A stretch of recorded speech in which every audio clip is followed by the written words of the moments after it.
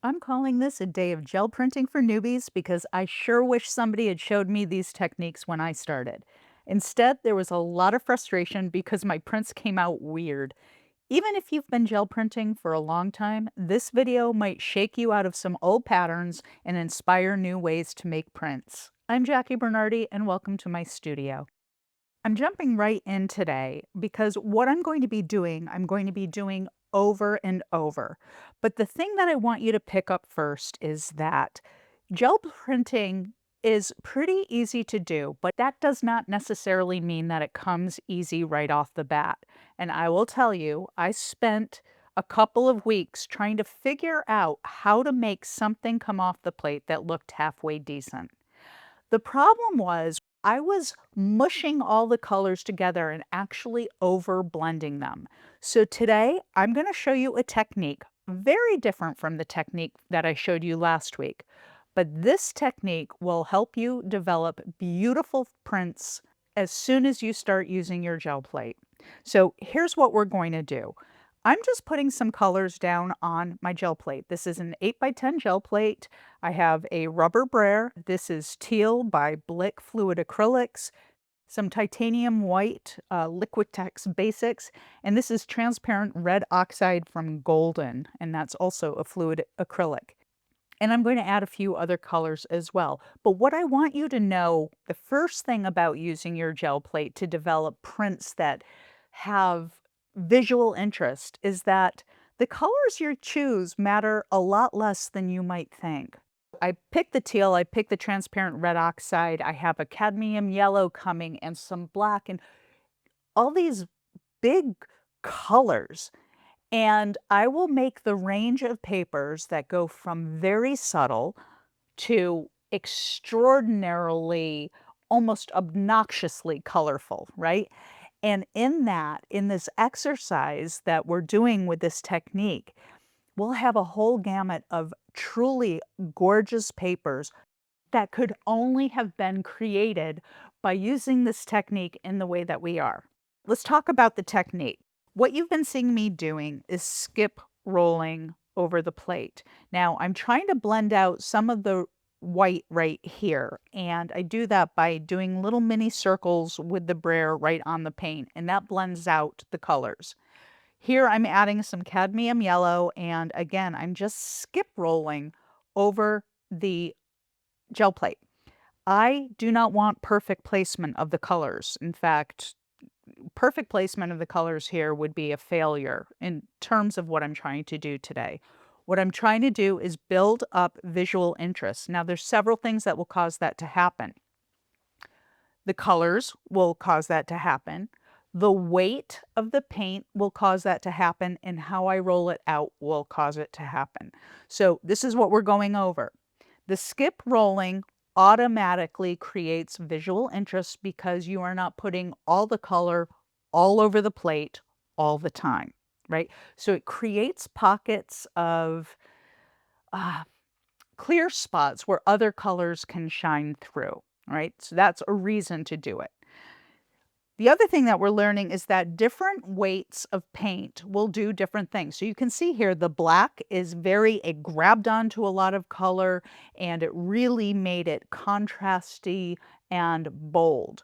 Whereas the other colors, same colors except for the black, I used the same colors, they were more muted and more toned down. And then the first print, of course, was very bright and disconnected, and was disconnected because we are still warming up the plate. Now, you might get some great prints while you're warming up, there's no doubt about it. But don't be upset with yourself if your initial prints aren't everything you hope them to be. It takes a little bit in the session that you're doing to get your plate completely keyed up to support what you want to do.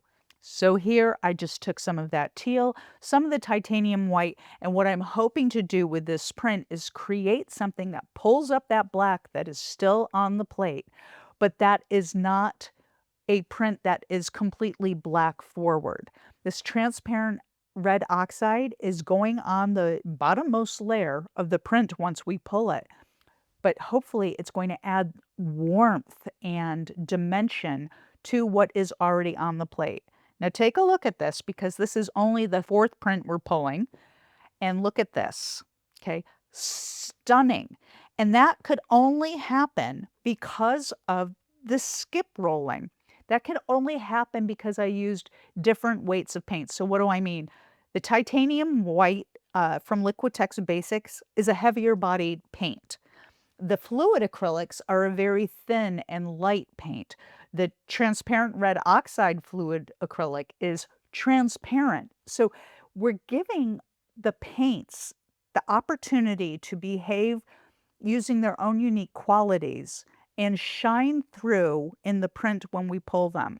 I just put some acrylic ink down on the plate because I want to extend this point that the materials you use will make a difference. Now, I know a lot of new gel plate artists, even experienced gel plate artists, are reluctant to mix their medias directly on the plate, like putting the acrylic inks down. And I say that's a missed opportunity. The intensity of color that comes from an acrylic ink almost can't be matched. So putting that in with other acrylic paints creates, again, another layer of visual interest on the plate. Now, I think this is beautiful just as it is here, but I also know that when I pull the print, it won't look exactly like that because the gel plate, what you see on the print, starts from the bottommost layer and then comes up from there.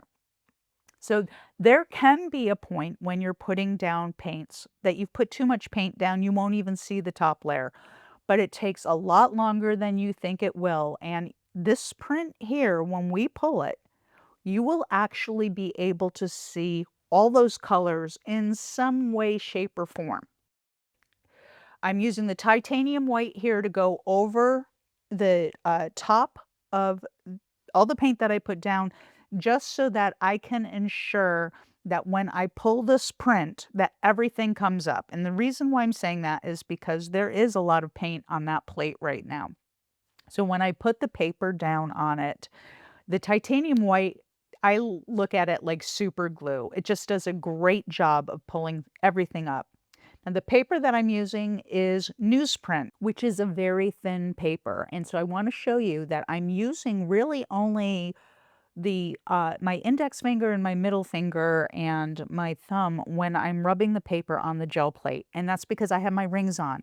If I use my whole hand to rub the plate, you risk making marks with your jewelry on the plate. Really, best practice is to take your jewelry off. I just forgot to. So just know you can just use parts of your fingers to rub the paper down on the plate. I also want to tell you why I'm using newsprint, and that is it's not archival. It's not going to last forever, but it's a very inexpensive and wonderful paper to use when you're experimenting with with new techniques. And that's really what I wanted to show you.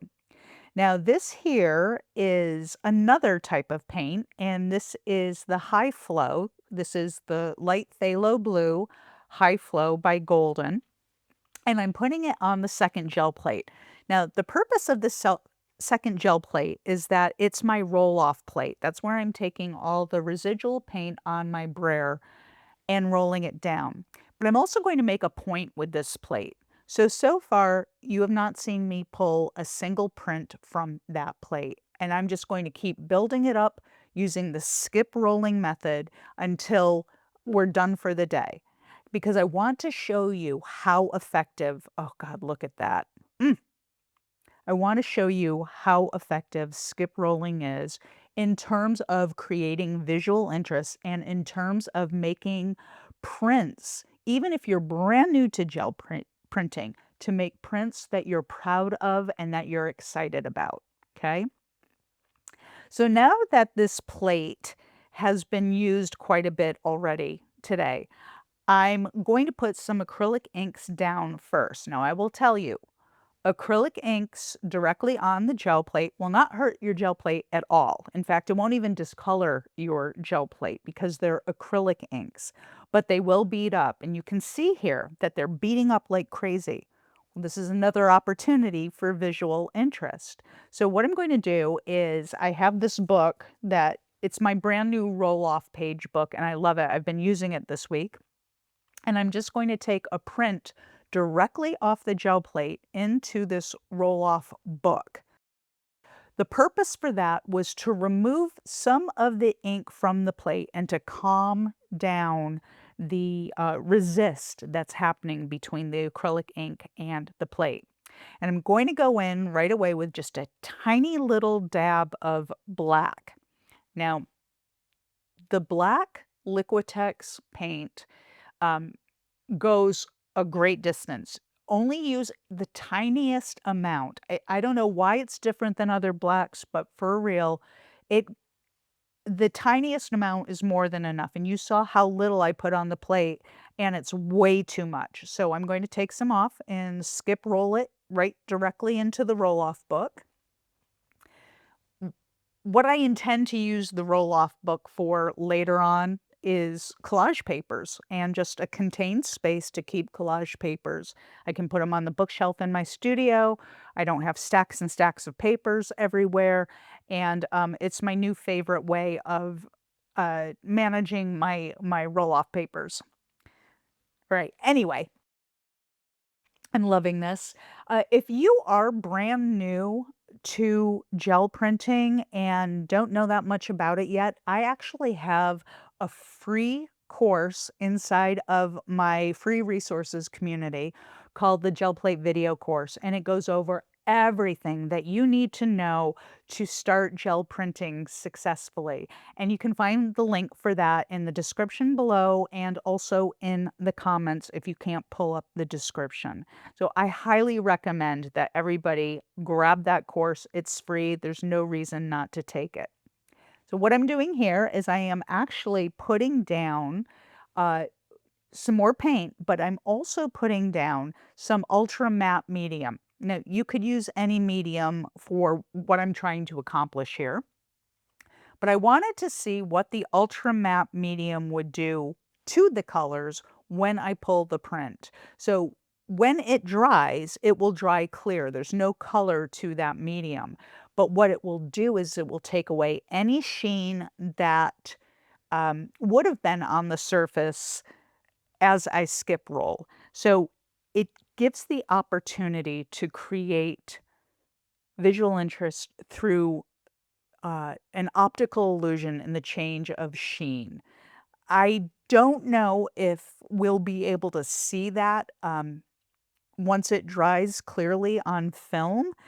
I will let you know if I can see it, but it's something to experiment with. If you have matte medium, use that. If you don't have matte medium or ultra matte medium, don't worry about it. You don't have to use a medium. I'm just experimenting the way that I do. All right. So I'm pulling it. I do like the way that this print is pulling. Oh, this is beautiful. And I can see a difference in the sheen. I don't know if you can see it, but my eye can see that in real life. So just know that. And it got me excited to experiment more. So I'm going to take the brayer. I still have some paint on it, and I'm going to mix that ultra matte medium all over the plate so that the next pull actually has a consistent matte finish when I pull it. And I'm just interested in seeing how different that looks next to other colors that did not have the ultra matte medium poured in. You do not have to do it. Again, I'm just showing you different things that you can try using this technique to create visual interest. I was feeling like this was getting not muddy because it's clear, but it was going to the muddy side. And so I threw down some of that fluorescent pink acrylic ink, and I all instantly, it's already getting more interesting to me. And I'll throw in some of the white as well. And what you're seeing happening here is a combination of the ultra matte medium and the acrylic ink, and it's pulling the titanium white heavy-bodied acrylic in really interesting ways. I don't know if you can see the patterning on the gel plate right now, but you're about to see it when I pull the print. Very fascinating what the striations that are happening texture-wise within the paint. Again, these different weighted paints are having a reaction with one another, and it's going to create visual interest for all of us. So that's pretty exciting. And you can really see the buildup on that roll-off gel plate.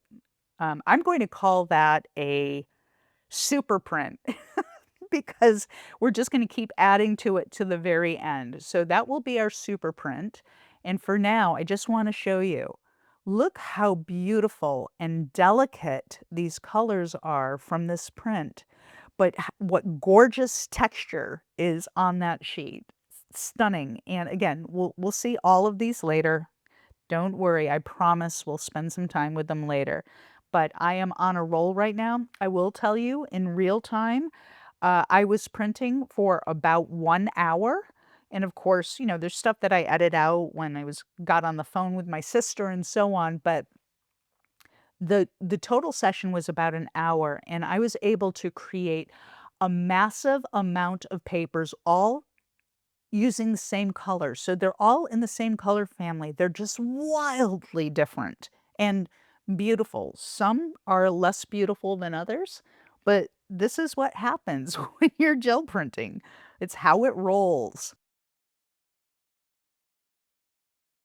All right, so I'm going to pull this up. My fingers are crossed that this turns out lovely because I was liking what was happening. Oh my gosh. This is so airy and beautiful. So you're seeing something interesting happening here, right? We've gone from really bold and contrasty colors to super subtle and whispery, mellow type colors, all using the same colors, all using the same technique, right? Just keep working with them in different experiments and different things. And so what I really want you to know, especially if you're new to gel plate printing, is that as you go, you can create an incredibly vast amount of painted papers for your collage stash, for backgrounds, for paintings, however you're going to use these papers. And you don't need a lot of colors to do it, and you don't need a lot of different materials to do it, right? I'm using a few materials, but what I'm saying is you get spectacular results so long as you keep going and you'll learn something. And I think that's really the point of today's video is that this technique that I'm trying to convey is about learning your gel plate, not learning how to use your gel plate, but learning your gel plate, learning what paints are going to react in which way on your plate, the pressure of your hand as you're rolling, how that is going to impact what your prints look like versus mine. It's all about experimenting, and it's truthfully the only way that you will develop a sense of what your plate is capable of. Now, this right here, some of you are probably screaming, saying that is the ugliest combination of colors I've ever seen in my life. And it might be. We don't know yet. I don't think it's going to be, but we don't know yet. But how are you going to know unless you try? And that is the thing about gel printing, right? You can put your best intention down with each roll, with each skip of your brayer. You can shape things on your plate. You can use stencil. You can do all these things, but you are not ever really going to know what you're going to pull until you pull it. And look at that. Like, I think that's spectacular. I don't know what I would use it for, but I love it. And I even love what's on the plate. So these are the surprises, these are the mystery, and these are the things that will inspire you. This is self-inspiration when you play with the gel plate this way. I know I'm making a lot of points here and a lot of talking, believe me, I know. But for me, this is the most exciting part. This is whether it's gel plate printing, whether it's collage, it doesn't matter. It's how it makes me feel, and it genuinely excites me. Now, this is so moody and delicious. I hope when the print pulls that it stays that way, because I'm loving what I'm seeing on the surface. I can only imagine what's happening underneath, and we're about to find out. So drum roll, please. The other thing about newsprint that you all should know is it does a pretty darn good job of holding up to a lot of paint on the gel plate, so long as you pull the print pretty quickly. You don't want it to sit overnight with newsprint because it will tear when you pull it. I think that's gorgeous. And that can be used in a million different ways. Now, I know a bunch of you will ask, how do you use all these papers that you make? And I will actually link to a playlist in the description that will share a ton of videos where I show you how I use all these painted papers and gel printed papers. Uh, so be looking for that. And I've gone back here. So with all these color variations that we've done, uh, there hasn't been that many with the blue, so I'm going back to the blue here, and in creating this color with the white, it's kind of a dreamy type print ready to happen. What I'm doing inside the roll-off book is I'm going right over the acrylic ink droplets that we picked up earlier, and that's making a really beautiful textured paper that I can use in collage. So the thing to know about this is that there doesn't have to be any waste when you're gel printing. Your roll-off papers, your roll-off books, the prints you make, even the paper that's inside of the tray that I have my gel plates on today, even that paper, which is medical exam paper, and I'll link to a video about that as well, but even that paper can be used in collage, and all those little bits of paint that I have on that paper can be used for marks or lines or whatever. So gel printing, if you set it up right, there's no waste. Like, it's just a really satisfying day. Like, when you have a gel printing day like this, it's just satisfying. And when you know some of the techniques to have a little bit more control over the visual interest of your gel plate, it makes it even better. Mm, indeed. Now, if you're going to use the white acrylic paint on the very top of a print before you pull it, just know that if you have a very transparent print, or excuse me, a very transparent buildup of paints below it, this will make it opaque. So if you wanted to keep the transparency, what you would roll over the top would be matte medium or gloss medium, a clear medium, so that that transparency would go all the way through to the paper, right? I'm not worried about transparency today. Uh, this here is a piece of mixed media paper that I'm putting on top of I ran out of newsprint, that I'm putting on top of the gel plate to pull that final print off of that plate. And I'm gonna set this to the side like I did with the other super print. That's setting over to the side, drying a little. But yeah, you can see all of this paint on this medical exam paper. That's all completely usable and could be just the thing you need in a specific collage or painting. So it's been a little bit of time. These gel plates are dry. I'm pulling the prints. Oh my God. Oh, that's gorgeous. I love just the little itty bitty bits of teal that are peeking through, the black that's created sort of that pitted old wall type look. Um, just love it. And this here's the super print that I'm pulling. So remember, this was all the roll off from the entire session, and just layer over layer over layer over layer. And look at this. Now you can do this. That gel plate was just the afterthought. There was nothing intentional except getting the remaining paint off the brayer. And That's the kind of beauty that you can create when you allow yourself to. Now, like I said, you don't need to have a second gel plate. I'm not suggesting that. You can do that on a regular piece of paper. It won't be exactly the same, but you can build up the layers and create beautiful papers for collage. Look at these. Again, using all the same colors, not all the same colors in every single print, but we just used the same colors all day long. We didn't add purple at the end or anything. We just kept it all the same, and just the variety of papers, the textures, the possibilities that can be created with all of these are really something. Oh, God. This was the very first print we pulled. That really bright one on the left and the really neutral one was the second prints we pulled. Those were using the same exact colors, right?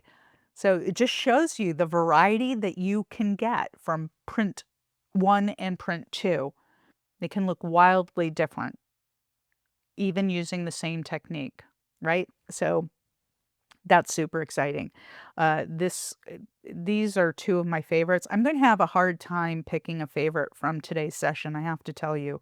Uh, this one here just looks like an awesome abstracted painting to me. And you can see the striation that I was talking about earlier with the white paint.